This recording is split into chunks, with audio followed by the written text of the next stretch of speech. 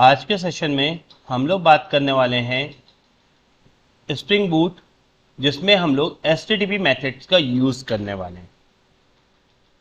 ठीक है, तो आज हम लोग क्या करने वाले हैं, जो आपकी रेस्ट एपीआई क्रिएट होती है, रेस्ट एपीआई में हम लोग कर्ड ऑपरेशंस परफॉर्म करने वाले हैं। कर्ड ऑपरेशंस क्या होते हैं, जिसे आप बोलते हो create, read, update and delete. CRUD operations क्या होते हैं, आप लोग ने इसे जावा ऐसे या आप लोग ने जब डेटाबेस पढ़ा होगा तब आप लोगों ने इन कर्ड ऑपरेशंस के रिगार्डिंग बात की होगी। हम लोगों ने इन कर्ड ऑपरेशन की सबलेट में बात करी थी। ठीक है, तो हम लोग आज बात करने वाले हैं HTTP मेथड्स। आज किसके रिगार्डिंग बात करने वाले हैं, HTTP मेथड्स। कहां पे, रेस्ट एपीआई में। आज हम लोग क्या बात करने वाले हैं, HTTP मेथड्स की, किस पे, रेस्ट एपीआई पे। और यहां पे हम लोग क्या परफॉर्म करने वाले हैं, कर्ड ऑपरेशंस। क्या परफॉर्म करने वाले हैं, कर्ड ऑपरेशन। तो मैं कह रहा हूं कि जब भी आपकी क्लाइंट से सर्वर पे रिक्वेस्ट जाती है तो या तो आप पोस्ट के थ्रू भेजोगे, या गेट के थ्रू भेजोगे, या पुट के थ्रू भेजोगे, या डिलीट के थ्रू भेजोगे। ठीक है, तो जैसे डेटाबेस है उससे डेटा देखने के लिए आप गेट यूज करते हो, जब नया डेटा इंसर्ट करना तो पोस्ट यूज करते हो, जब डेटा को अपडेट करना रहता था तो हम लोग पुट यूज करते थे, और जब डेटा को डिलीट करना रहता था तो हम लोग डिलीट यूज करते थे। तो these are CRUD operations method that we are going to use in Spring Boot. ठीक है, तो वापस से हम लोग फटाफट एक स्प्रिंग बूट के प्रोजेक्ट पे चलते हैं। तो स्प्रिंग बूट का प्रोजेक्ट मैंने आपको कैसे बताया था, मैंने आपको बताया था कि फटाफट आप लोग जाइएगा, स्प्रिंग इनिशियलाइजर लिखिएगा, और आपको पहले जैसे ही स्प्रिंग इनिशियलाइजर वो दिखेगा तो आप लोग उस पर जाके ये चीज कर सकते हैं। तो यहाँ पे हम लोग ने कहा कि यहाँ पे हम लोग स्प्रिंग इनिशियलाइजर का यूज करके प्रोजेक्ट बनाने वाले हैं। तो सबसे पहले मैं यहाँ पे लिख दे रहा हूँ org.softblock। ठीक है, मैंने अपना ऑर्गेनाइजेशन का नाम दे दिया। और आज हमारा क्या परफॉर्म करना चाहते हैं हम लोग, कर्ड ऑपरेशंस। आज क्या परफॉर्म करना चाहते हैं, कर्ड ऑपरेशन। तो मैंने यहाँ पे प्रोजेक्ट का नाम कर्ड ऑपरेशन दे दिया है। यहाँ मैंने कर्ड ऑपरेशन दे दिया है। मैंने यहाँ पे जावा सिलेक्ट किया है, मविन 3.1.0। ठीक है, एंड डिपेंडेंसी पे मैं यहाँ पे ले रहा हूँ स्प्रिंग एमवीसी, स्प्रिंग वेब, जिसके अंदर मुझे स्प्रिंग एमवीसी मिल जाएगी। और साथ ही साथ मैं यहाँ पे एक और डिपेंडेंसी आईडी यूज कर रहा हूँ, जिसमें हम लोग यूज करेंगे डेव टूल। डेव टूल का यूज करने का फायदा यह है कि बार बार आपको सर्वर को रीस्टार्ट नहीं करना पड़ता। आप जब भी सेव करोगे तो ये ऑटोमेटिकली जो आपका कोड है उसको रीडिप्लॉय कर देगा। मतलब आपको बार बार सर्वर को इनिशियली आपको रीस्टार्ट नहीं करना पड़ेगा।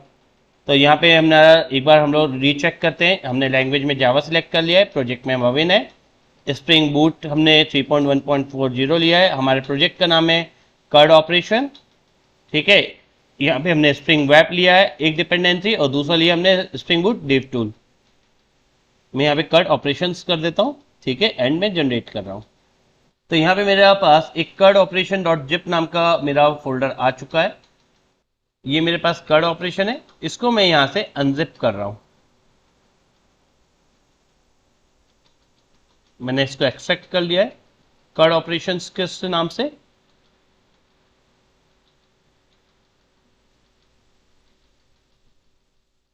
अब हम लोग वापस से अपने एक्लिप्स पे जाएंगे,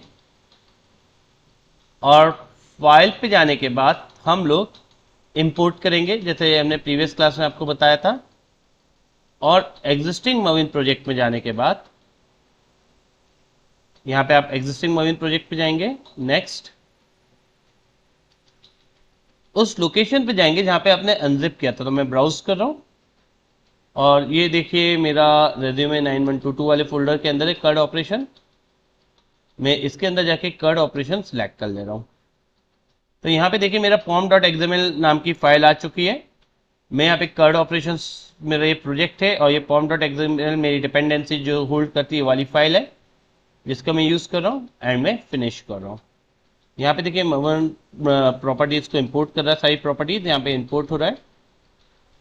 तो यहाँ पे आप देखेंगे, आप पैकेज एक्सप्लोरर पर जाएंगे तो यहाँ पे देखिए मेरा, अगर आप बेसिकली देखेंगे तो जो प्रोजेक्ट वो एक तरीके का मविन प्रोजेक्ट है, ठीक है। और मविन प्रोजेक्ट में पूरी डिपेंडेंसी कौन लेके आता है आपका? मविन प्रोजेक्ट में पूरी डिपेंडेंसी आपकी pom.xml में होती है। तो हम लोग यहाँ पे चल रहे हैं और यहाँ पे हम लोग उसी के रिगार्डिंग बात करें। यहाँ पे अब हम लोग हमारे उसकी खासियत समझेंगे। ये मेरा प्रोजेक्ट नेम है कर्ड ऑपरेशन, कर्ड ऑपरेशन मेरा प्रोजेक्ट नेम है और ये बता रहा है कि ये बूट का प्रोजेक्ट है और इसमें मैंने डेव टूल यूज़ किया है जिससे कि मुझे बार बार रीलोड करवाने मतलब रीरन करवाने के लिए बार बार मेरे को सर्वर को रीस्टार्ट नहीं करना पड़ेगा। जैसे ही मैं सेव करूँगा ये ऑटोमेटिकली रीलोड हो जाएगा बिकॉज ऑफ डेव टूल। तो मेरे यहाँ पे जो कर्ड ऑपरेशन है वो एक टाइप का मविन प्रोजेक्ट है जो कि बूट की प्रॉपर्टीज यूज़ कर रहा है। और क्योंकि मैंने डेव टूल लिया था अपना रीलोड करवाने के लिए कि विदाउट अपना सर्वर रीस्टार्ट करे रीलोड हो जाए, तो इसके लिए यहाँ पे हमने डेव टूल लिया है। तो आई होप आप लोग के इसमें भी ये सब आ चुका होगा। अब हम लोग जा रहे हैं और यहाँ पे देखिए मैंने कहा था कि एक बाय डिफॉल्ट हमारे पास क्लास बनती है। लास्ट उसमें वीडियो में आप देखेंगे लेक्चर में मैंने आपसे कहा था कि हमारे प्रोजेक्ट में एक बाय डिफॉल्ट क्लास बनती है। तो मैं इस क्लास को ओपन कर रहा हूँ।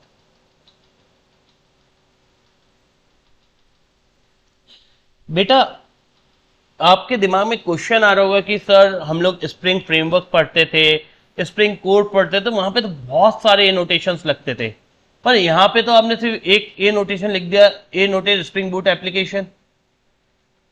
ठीक है, आपके मन में एक क्वेश्चन आ रहा होगा ना कि सर आपने तो यहाँ पे एक ही ए नोटेशन लगा दिया, स्प्रिंग बूट ए नोटेशन, बाकी के कहाँ गए? तो बेटा यहाँ पे देखो, मैं जब इस पर क्लिक कर रहा हूँ, मैं यहाँ पे देखिए जब मैं यहाँ पे क्लिक कर रहा हूँ तो एक आपका छोटा सा पॉपअप खुल के आ रहा है।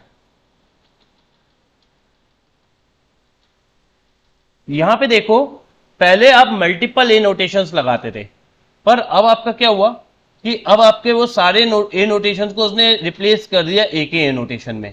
मतलब जो ये आपका स्प्रिंग बूट एप्लीकेशन है इसके अंदर टारगेट ए नोटेशन भी है, स्प्रिंग बूट कॉन्फ़िगरेशन ए नोटेशन भी है, इनेबल ऑटो कॉन्फ़िगरेशन ए नोटेशन भी कंसिस्ट करता है, कंपोनेंट स्कैन भी करता है, ठीक है, आपका यहाँ पे रिटेंशन का भी करता है, डॉक्यूमेंटेड का भी करता है, इनहेरिटेंस का भी करता है, यहाँ पे आपके और भी एनोटेशन, इसके जो सब एनोटेशन है वो भी करता है।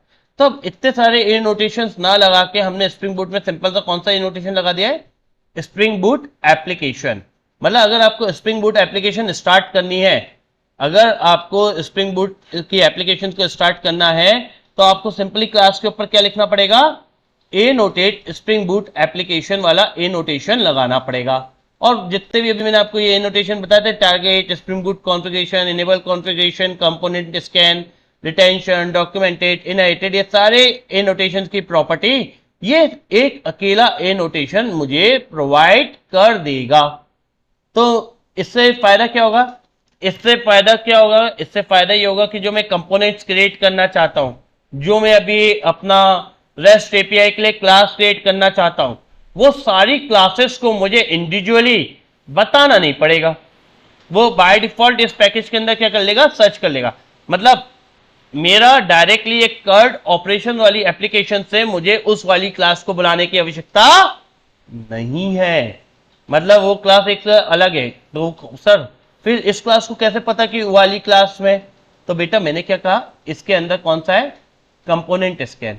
इसके अंदर कौन सा है? कंपोनेंट स्कैन नाम का है। किस नाम का है? यहां पे देखो किस नाम का है? कंपोनेंट स्कैन नाम का है। चलो मैं आपको दिखा रहा हूं। यहाँ पे देखो आपको कंपोनेंट स्कैन नाम का दिख रहा है ये। हाँ, ये ऑटोमेटिकली ये वाला ए नोटेशन आपकी रेस्ट एपीआई वाली क्लास को फाइंड आउट कर लेगा। क्यों? क्योंकि दोनों सेम पैकेज के अंदर है। दोनों किसके अंदर है? सेम पैकेज के अंदर है। तो हम लोग जो कर्ड ऑपरेशन बना रहे हैं उसके लिए जो हम लोग क्लास बनाएंगे उसको हमें कहीं पे भी रजिस्टर्ड करवाने की जरूरत नहीं है। जैसी मेरी एप्लीकेशन रन होगी वो भी ऑटोमेटिकली रन हो जाएगा। याद है आपको जावा एसी में हम लोग को जब एक क्लास से दूसरे क्लास के मेंबर को बुलाना रहता था, या तो हम लोग क्लास नेम से कॉल करते थे, है ना, अगर स्टैटिक मेंबर हो तो क्लास नेम से कॉल करते थे, और नॉन स्टैटिक मेंबर हो तो ऑब्जेक्ट के थ्रू बुलाते थे।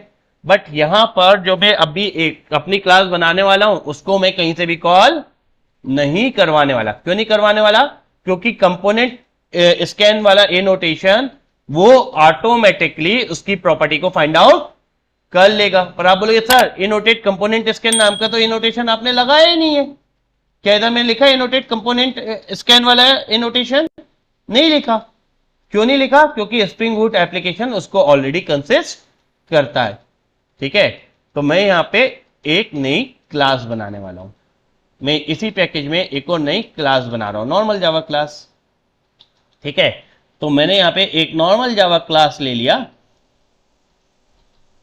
मैंने यहां पे क्लास का नाम ले लिया है ऑपरेशंस। मैंने यहां पे क्लास का नाम क्या ले लिया है? ऑपरेशंस, क्योंकि मैं यहां पे ऑपरेशंस कुछ परफॉर्म करवाना चाहता हूं, तो मैंने यहां पे ऑपरेशंस ले लिया है। अब आप लोग देखेंगे कि ये जो मेरी एक ऑपरेशंस नाम की क्लास है, ये तो नॉर्मल एक जावा की क्लास है, पोजो क्लास, सिंपल एक प्लेन ओल्ड जावा ऑब्जेक्ट। ठीक है, पर इसको मुझे किस में कन्वर्ट करना है? रेस्ट एपीआई में। इसको मुझे किस में कन्वर्ट करना है बेटा? रेस्ट एपीआई में कन्वर्ट करना है। अभी कैसी है ये? प्लेन ओल्ड जावा क्लास है। आप बोल रहे हो सर अभी ये जो ऑपरेशंस वाली नाम की क्लास है, अभी ये जो आपकी ऑपरेशंस वाली जो क्लास ना आपने बनाया है, ये कैसी क्लास है आपकी? एक पोजो क्लास है। ये कैसी क्लास है आपकी? एक पोजो क्लास है, नॉर्मल क्लास है। और इस क्लास को आपको करना है रेस्ट एपीआई में, रेस्ट कंट्रोलर बनाना है। इसको आपको किस में बनाना है? आपको रेस्ट कंट्रोलर बनाना है। इसको क्या बनाना है मुझे? रेस्ट कंट्रोलर बनाना है। मतलब एक नॉर्मल पोजो क्लास को किस में कन्वर्ट करना है मुझे? रेस्ट कंट्रोलर में कन्वर्ट करना है। तो यहां पर मुझे लगेगा ए नोटेट रेस्ट कंट्रोलर। कौन सा एपीआई लगेगा बेटा? कौन सा इनोटेशन लगेगा? ए नोटेट रेस्ट कंट्रोलर। एक नॉर्मल जावा क्लास को कंट्रोलर, रेस्ट कंट्रोलर क्लास में कन्वर्ट करने के लिए कौन सा कंट्रोल इनोटेशन लगेगा? ए नोटेट रेस्ट कंट्रोलर। एक नॉर्मल जावा क्लास को रेस्ट एपीआई में कन्वर्ट करने के लिए रेस्ट कंट्रोलर लगेगा, तो उसके लिए हम लोग यहां पे क्या लगाएंगे? ए नोटेट रेस्ट कंट्रोलर। ठीक है, और ये ए नोटेट रेस्ट कंट्रोलर भी जो हमारा है ना, ये आपका स्प्रिंग फ्रेमवर्क के अंदर अवेलेबल है। तो मैंने यहां से इसको इंपोर्ट करवा लिया। ठीक है, तो यहां पर स्प्रिंग फ्रेमवर्क आपकी नॉर्मल जावा की क्लास को रेस्ट कंट्रोलर में कन्वर्ट करवा रहा है। किसके हेल्प से? इनोटेशन क्लास के हेल्प से, इनोटेट रेस्ट कंट्रोलर के हेल्प से। और वो रेस्ट कंट्रोलर कहां पे अवेलेबल है? ORG वाले पैकेज के अंदर सब पैकेज है स्प्रिंग फ्रेमवर्क नाम का, उसके अंदर वेब नाम का, उसके अंदर बाइंड नाम का, उसके अंदर इनोटेशन और उसके अंदर रेस्ट कंट्रोलर नाम का इनोटेशन अवेलेबल है।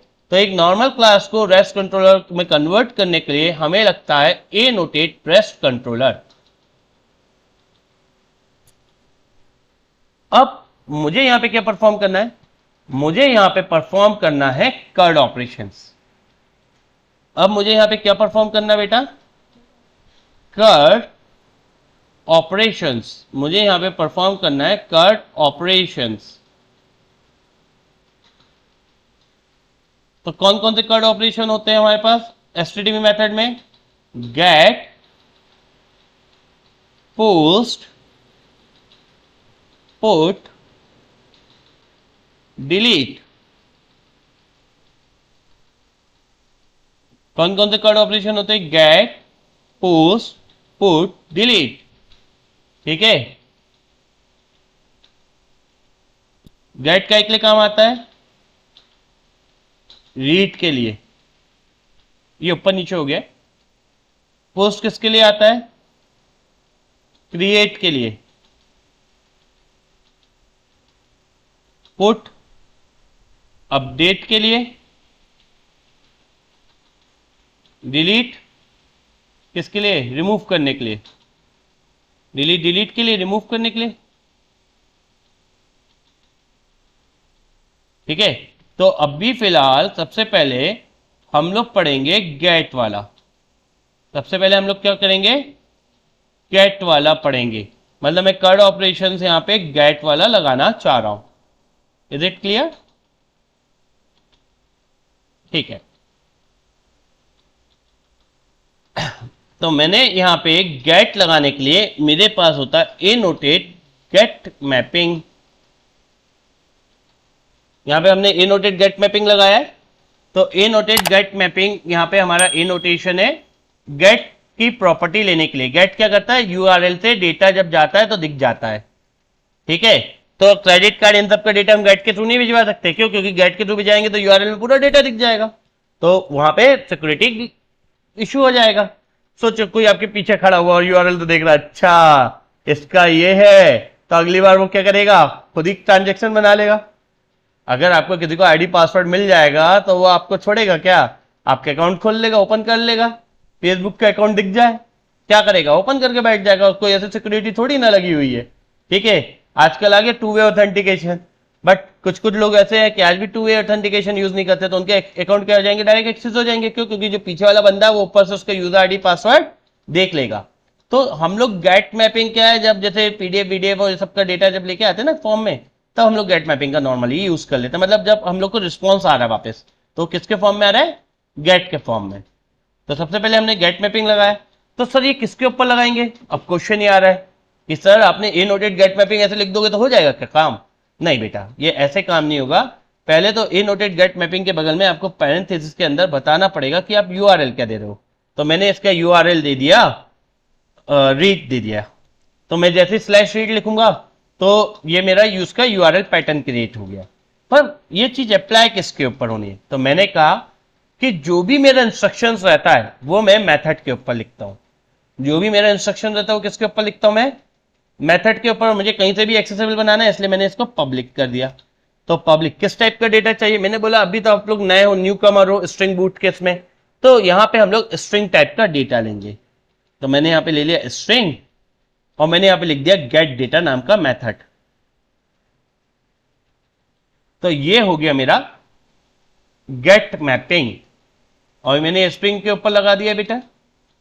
अब यहां पे एक और चीज हो रही है, अब आप मुझसे बोल रहे हो कि सर यहां पे एरर क्यों आ रही है, तो बेटा आपने क्योंकि यहां पे रिटर्न टाइप नहीं दिया है इसलिए एरर आ रही है। आपने यहां पे मेथड का रिटर्न दे क्या दे दिया, मेथड का डेटा टाइप स्ट्रिंग दे दिया है, उसका रिटर्न टाइप दिया है क्या, नहीं दिया। तो यहां पे आप उसका क्या दे रहे हो, रिटर्न टाइप दे। तो यहां पे मैंने दे दिया रिटर्न, और मैंने यहां पे लिख दिया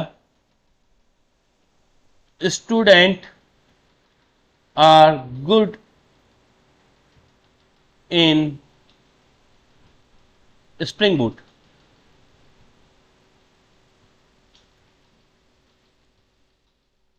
ठीक है, तो ये एक नॉर्मल मैंने अपना रिटर्न मैंने मांग लिया। आप अपना जो भी आगे अपन को लॉजिक परफॉर्म करना वो अपन लोग परफॉर्म करेंगे।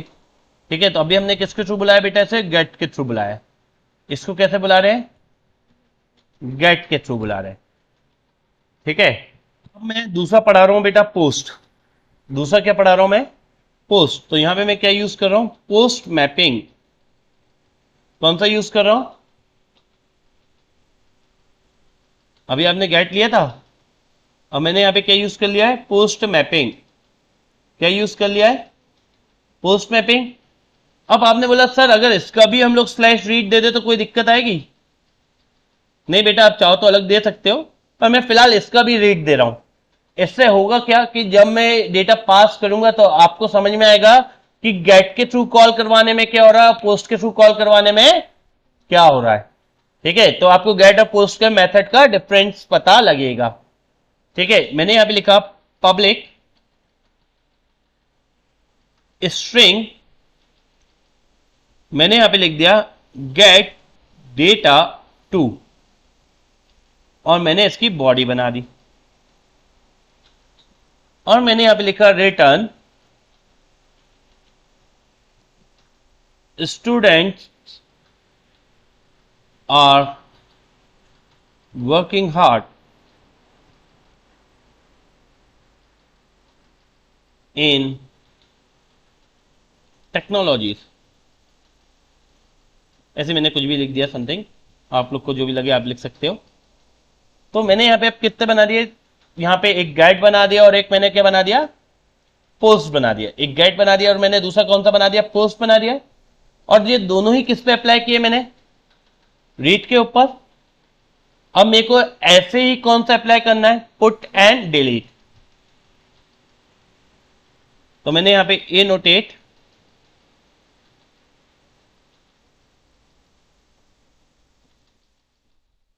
पुट मैपिंग यूज कर लिया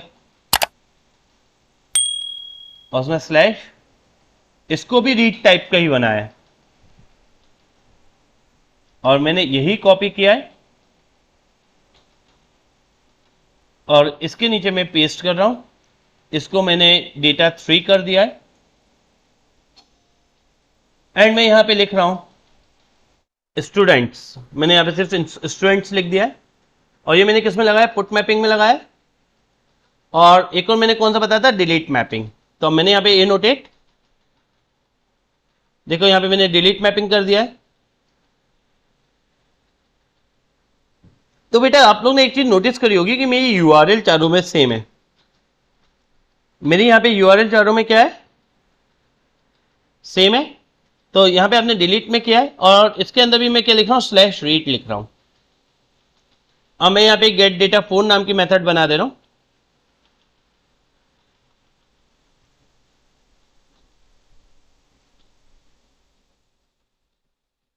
और मैंने लिख दिया इधर Java is everywhere, Java is everywhere.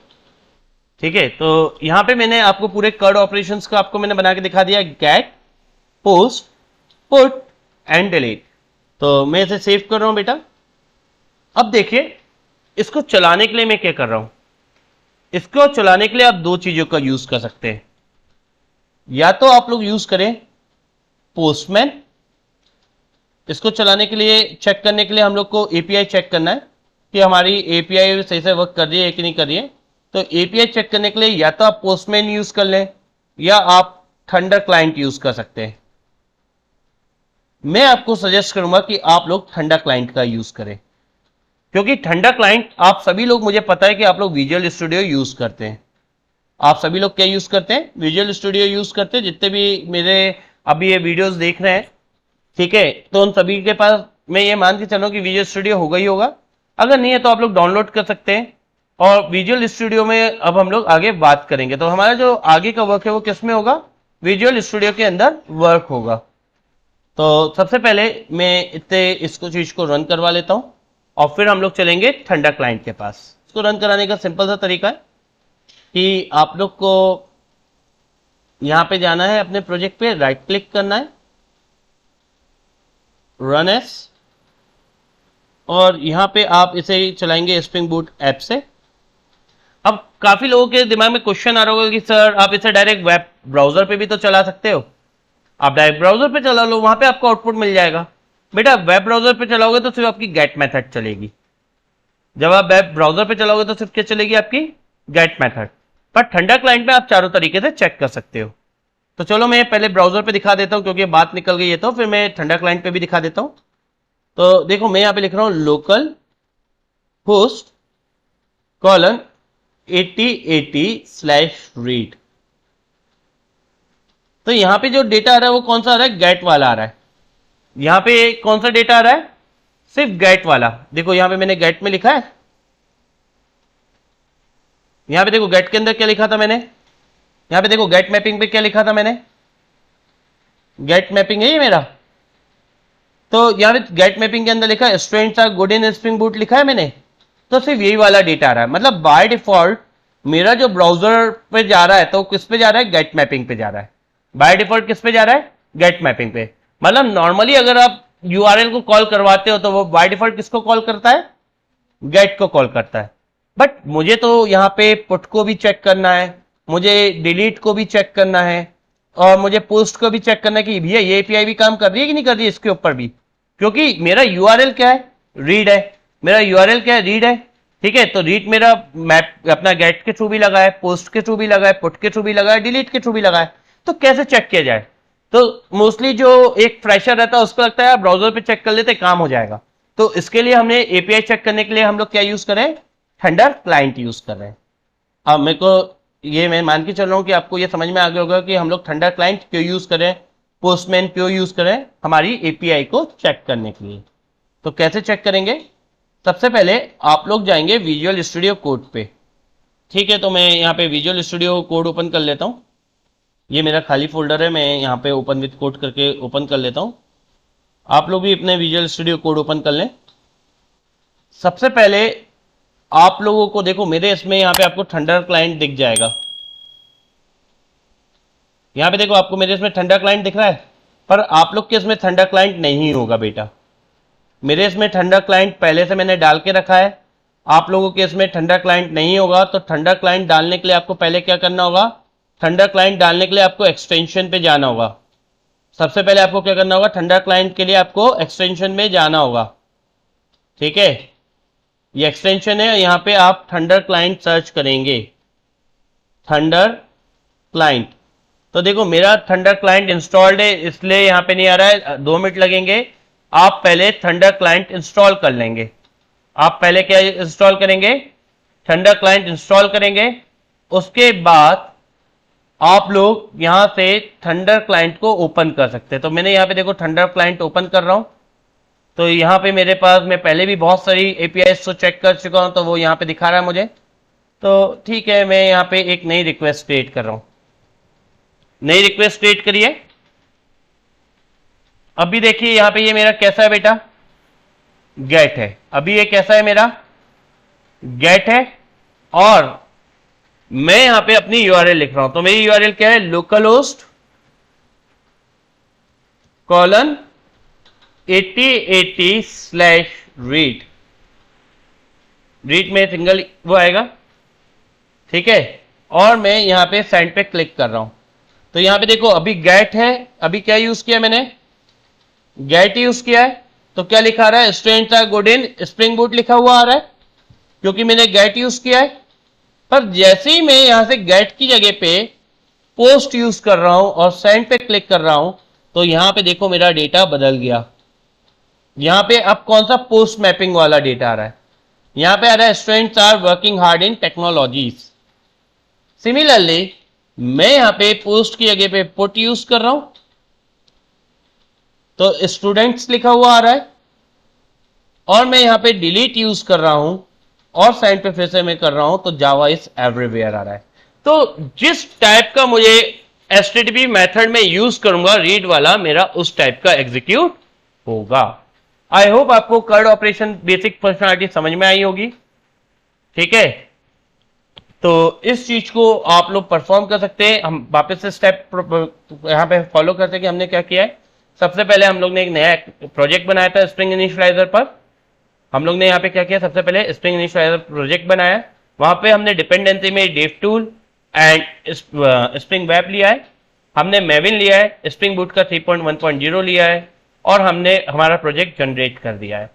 उसके बाद हमने हमारे उस प्रोजेक्ट को एक्लिप्स में इंपोर्ट करवाया है, ठीक है। और उसके बाद हमारे पास एक प्री डिफाइंड क्लास आ गई थी जिसमें स्प्रिंग बूट एप्लीकेशन वाला इनोटेशन लगा हुआ था, जो कि बाय डिफॉल्ट उसके अंदर कंपोनेंट स्कैन होता है, जो कि करंट पैकेज के सारे कंपोनेंट्स को जो भी रहता है वो उसको ले लेता है। इसलिए जो मैंने अपना जो ऑपरेशन नाम की क्लास बनाई उसको मुझे रजिस्टर करवाने की जरूरत नहीं पड़ी, उसने बाय डिफॉल्ट ले लिया। कैसे ले लिया, क्योंकि उसके ऊपर मैंने लगाया था ए नोटेट रेस्ट कंट्रोलर, ठीक है। और रेस्ट कंट्रोलर के अंदर हमने फिर क्या किया, रेस्ट कंट्रोलर के अंदर हमने पूरे अपने कर्ड ऑपरेशंस परफॉर्म कर दिए, like get mapping, post mapping, put mapping and delete mapping, ठीक है। और देखिए इसमें सभी मेथड में आपने एक चीज नोटिस करी होगी कि सभी का यूआरएल पैटर्न सेम है।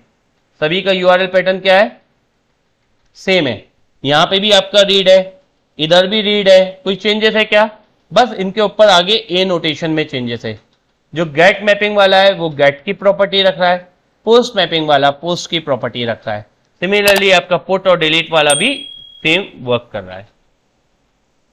आई होप आपको ये कॉन्सेप्ट समझ में आया होगा।